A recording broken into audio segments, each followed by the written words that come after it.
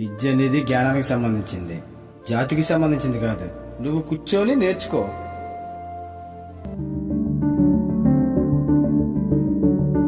ఏంటి ఇలాంటి కళ వచ్చింది?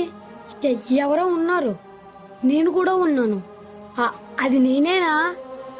అంత బాగా మాట్లాడుతున్నాను.